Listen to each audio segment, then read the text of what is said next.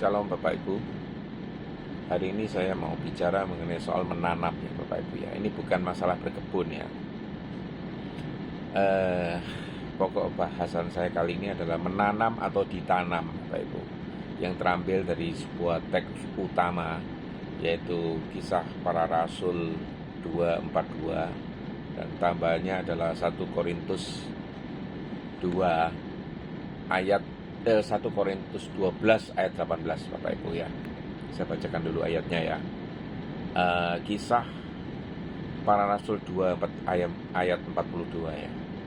Mereka bertekun di dalam pengajaran rasul-rasul dan dalam persekutuan, dan mereka selalu berkumpul untuk memecahkan roti dan berdoa ya. Ini pola persekutuan ibadah pertama ya pada zaman para rasul, di mana setiap mereka bersekutu itu ada acara perjamuan kudus ya, memecahkan roti dan juga berdoa. Ini tampak dari ayat ini ya, mereka selalu berkumpul untuk memecahkan roti.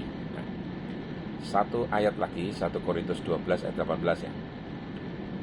Tetapi Allah telah memberikan kepada anggota masing-masing secara khusus suatu tempat pada tubuh seperti yang dikehendakinya. Nah, ayat ini menjadi pokok pembahasan saya kali ini Bapak Ibu ya. Banyak yang bertanya, apakah saya sendiri yang memilih gereja atau Tuhan yang menempatkan saya? Mari kita selidiki firman Tuhan mengenainya ya.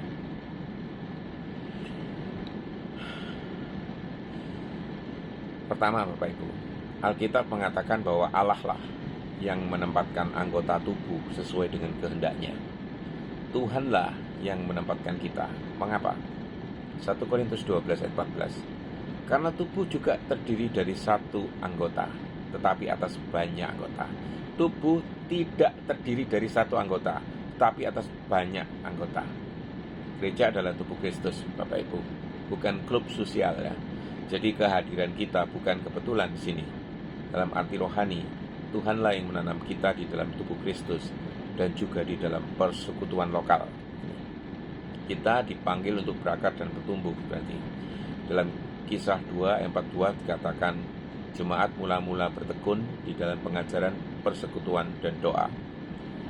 Menjadi anggota jemaat bukan hanya hadir, tapi berakar di dalam Kristus dan komunitas. Bagaimana jika pindah gereja? Ini pertanyaannya ya. Ini bisa benar, bisa salah Bapak Ibu. Bisa benar jika Tuhan itu memang panggil untuk pelayanan atau pertumbuhan yang baru ya.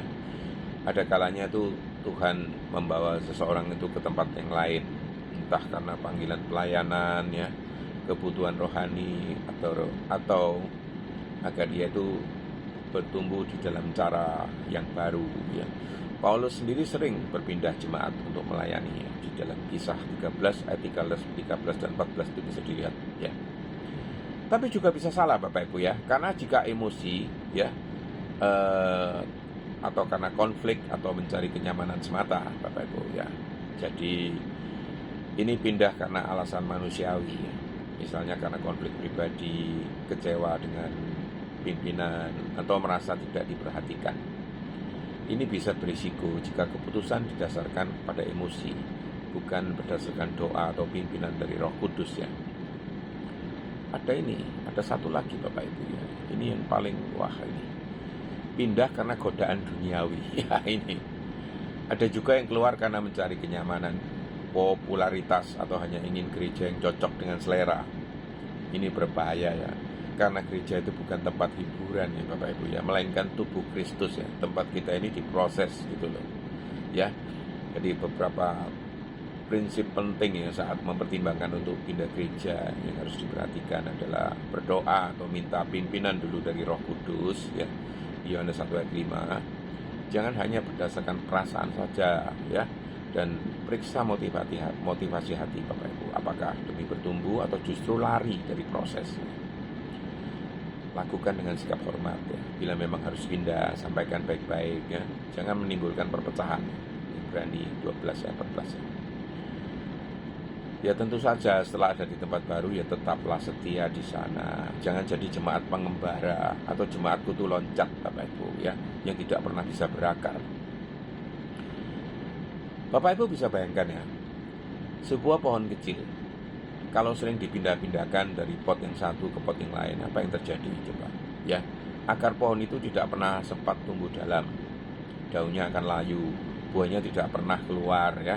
Tetapi jika pohon itu ditanam tetap di satu tempat, diberi air dan cahaya setiap saat, lambat laun ia akan berakar kuat, bertumbuh besar dan berbuah lebat.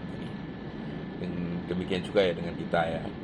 Kalau kita terus berpindah tanpa arah, ya, iman kita tidak akan pernah berakar. Gitu. Tetapi jika kita setia di tempat Tuhan menanam, kita akan bertumbuh dan berbuah. Gitu. Hidup Kristen bukan soal memilih yang enak ya bagi kita, tetapi soal taat pada kehendak Tuhan. Marilah kita setia di tempat Tuhan menanam, agar kita dapat berbuah lebat baginya.